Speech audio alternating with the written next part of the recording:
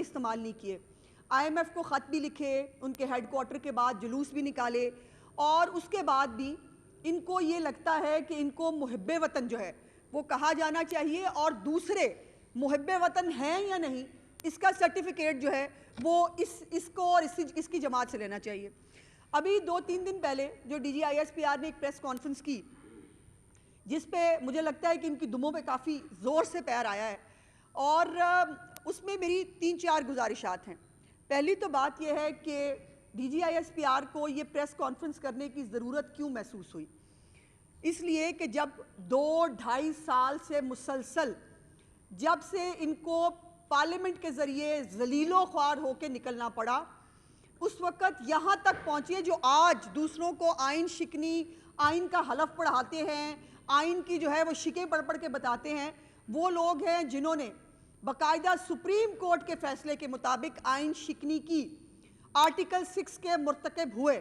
वो लोग जो है वो आज DGISPR की इस प्रेस कॉन्फ्रेंस के ऊपर उन्होंने कहा कि जी हल्फ की खिलाफ वर्जी हो गई है और ये जो है ये सियासत में आ रहे हैं। मेरे 2 सवालात हैं। पहली बात यह है कि जब आप 2.5 साल अपने बैरूने मुल्क बैठे हुए प्रोपेगेंडा सेल और कीबोर्ड वॉरियर्स के ज़रिए जब आप एक मुनज़्ज़म कैंपेन करेंगे एक इदारे के सरबराह के ख़िलाफ़, तो आखिर कहीं तो आखिर फुल स्टॉप लगेगा, कहीं तो आखिर पेशेंस जो है वो ख़त्म होगी। और सवाल ये कि क्यों किया जाए? क्यों? इसलिए कि जब वो DGI थे तब उन्होंने बुशरा बीबी के पलंदे पकड़ाए थे इमरान खान को और बताया था कि ये हीरो का कारोबार करती है। और अब जब वो दुनिया में field marshal general Asim Munir साहब के बारे में जो कहा जाता है, जो लिखा जाता है, जो इज्जत वज़ीर आज़म पाकिस्तान को और फील्ड मार्शल को जो है मिलती है, वो लोग उनको खाने पर बुलाकर खुश होते हैं। इस वक्त पाकिस्तान के अंदर फेडरल कैपिटल के अंदर लाइन लगी हुई है सरबराहिन ममलकत की, एक जाता है दूसरा वापस आता है, एक जाता है तीसरा आता है, क्योंकि जो एक आलमी तन्हाई में जो एक वाहियात किस्म की इनकी खारजा पॉलिसी थी, जिस मुल्क में बैठता था उसी मुल्क के खिलाफ गुफ्तगू करता था, या वहां पर बैठकर किसी दूसरे मुल्क के खिलाफ गुफ्तगू करता था जो ज़ाहिर है पहुंच जाती है, और पाकिस्तान टोटल आलमी तन्हाई का शिकार था। तमाम तर जो है वो मेहनत के बाद जब पाकिस्तान को ऑन ट्रैक लाया गया तो ये हजम नहीं हुआ, चूंकि पाकिस्तान के लिए जो अच्छी खबर है वो इस फितना फसाद ग्रुप के लिए बुरी खबर है। पाकिस्तान जो है वो अगर माशी लिहाज से तरक्की करे वो इनके लिए बुरी खबर है। पाकिस्तान आलमी तन्हाई से बाहर निकले वो इनके लिए बुरी खबर है। पाकिस्तान के अंदर जो है ट्रांसपेरेंसी इंटरनेशनल की रिपोर्ट आई है, उसकी भी मैं इंशाल्लाह आगे जाके बात करती हूँ। वो कहते हैं कि परसेप्शन बेहतर हुआ है पाकिस्तान का जो है वो करप्शन के हवाले से, वो इनके लिए बुरी खबर है।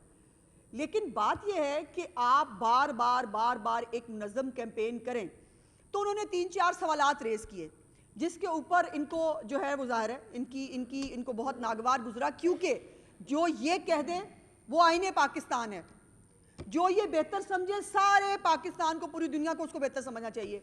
एक गंदे घिनौने करैक्टर का मालिक, उसको ये उम्मत मुस्लिमा का लीडर भी कहते हैं, उसको ये जो है वो पाकिस्तान का सबसे मकबूल लीडर कहते हैं, पता नहीं कैसे।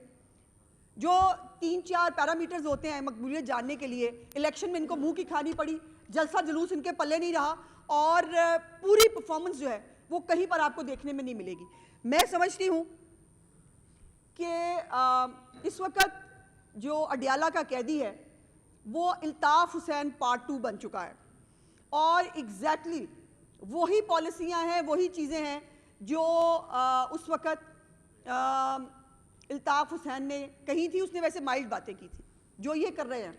अब ये DGISPR जो है, इनके वालिद साहब इकरामुल्लाह नियाज़ी साहब बहुत काबिल एहतराम है, मैं उनके बारे में कोई गुफ्तगू नहीं करना चाहती, बहुत सारी बातें उनके बारे में भी ज़बान ददियाम है, हमें आदत नहीं है माँ बाप पर जाने की।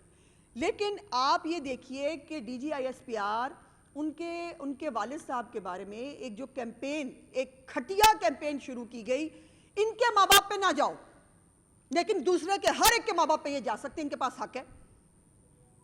इनके वालिद साहब जो है उनके ऊपर बेशक जो मर्जी जो है चार्जशीट हुई हो, लेकिन दूसरी तरफ एक ऐसा हमारा साइंटिस्ट जिसको दुनिया ओन करती है, जिनको कहते हैं कि वो एक जो है वो उनको सितारा मिल चुका है, तमगा इम्तियाज़ मिल चुका है, जो एक हमारे साइंटिस्ट हैं, उनके बारे में जो एक घटिया कैंपेन चलाई जा रही है, इसलिए कि DGISPR ने चंद सवालात क्यों पूछ लिए।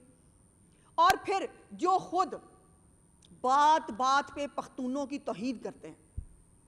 महमूद अचकज़ई साहब जो इस वक्त इनके बड़े हैं, अल्लाह की शान है वैसे, जिनके वो दुपट्टा ले लेके मौसूफ जो है वो कंटेनर के ऊपर जिनकी तज़हीक किया करते थे, वो पख्तून नहीं थे। मौलाना फजलुर रहमान जिनके बारे में क्या क्या अलकाबात जो है वो आज भी सोशल मीडिया के ऊपर जो है वो इनके लोग देते हैं, और ये खुद अपनी ज़बान से उनके बारे में क्या क्या कहता रहा है, वो पख्तून नहीं थे। और अब तो मोहतरमाएं इनकी जो बहनें हैं वो माफ़ कीजिएगा, वो किसी तौर पर अपने भाई से मिलने नहीं जाती, ना उनको भाई की जो है वो कोई फिक्र है।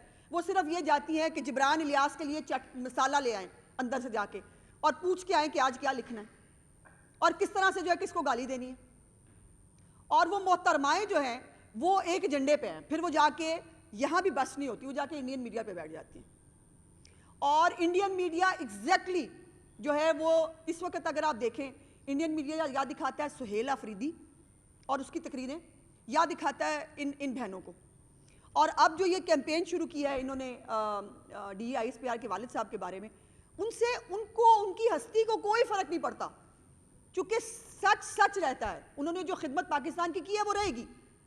लेकिन सवाल यह है कि पाकिस्तान के पुरअमन एटमी प्रोग्राम को दोबारा दुनिया में टॉक ऑफ द टाउन क्यों बनाया जा रहा है, इसके पीछे क्या कॉन्स्पिरेसी। और मैंने आपको भी बताया ना, जो कहता मुझे हटाने से बेहतर था कि पाकिस्तान पे एटम बम गिरा देते। ये मुहब्बे वतन की माइंडसेट थी। और अब इनकी तमाम चीज़ों को जो ये नेगेटिव प्रोपेगेंडा करते हैं, उसको या इंडियन मीडिया, इंडियन लॉबीज़, या वो तमाम ग्रुप्स जो पाकिस्तान के ख़िलाफ़ हमेशा रहे हैं, उसमें दूसरे मुल्कों के, जिसमें कुछ अफ़गानी जो है वो अकाउंट्स भी मौजूद हैं। बाय द वे, एक रैंडम से पता नहीं किसी अफ़गानी वो जो है वो उसके ऊपर आ गया कि उसकी जान को ख़तरा है, सारे भाग पड़े, उसकी जान को ख़तरा है। वो अच्छा खासा हट्टा कट्टा है, 100 दफ़ा बताया है, देसी कुक्कड़ का नागा उन्होंने कभी नहीं किया। और अब तो उनको ये फैसिलिटी भी है कि वो बाहर से फ्राइड फिश भी मंगा लेते हैं, फिर भी भाई वो मजलूम है। पूरे पाकिस्तान की तारीख में इससे ज़्यादा VVIP कैदी पाकिस्तान की तारीख में नहीं हुआ, फिर भी वो मजलूम है। सवाल ये है कि एक टर्म इस्तेमाल की DISPR ने, तुम हो कौन, उस पर बड़ा इतराज़ है। लेकिन हमारे सवालात हैं ना, 9 मई को आग लगाने वाले तुम हो कौन, शोहदा की जो यादगारें हैं उनको जलाने वाले तुम हो कौन, पाकिस्तान के खिलाफ साजिशें करने वाले तुम हो कौन, पाकिस्तान को डिफॉल्ट के दहाने पर ले जाने के लिए पूरी प्लानिंग करने वाले तुम हो कौन, पाकिस्तान की अंदर बैठकर पाकिस्तान के अंदर प्रॉक्सीज लड़ने वाले लोगों को सपोर्ट करने वाले तुम हो कौन, पाकिस्तान के अंदर जो पाकिस्तान पे हमलावर लोग हैं, जो तालिबान हैं, बाकी लोग हैं, उनको सपोर्ट करने वाले तुम हो कौन। ये सवालात हैं जो हमें इनसे पूछने हैं।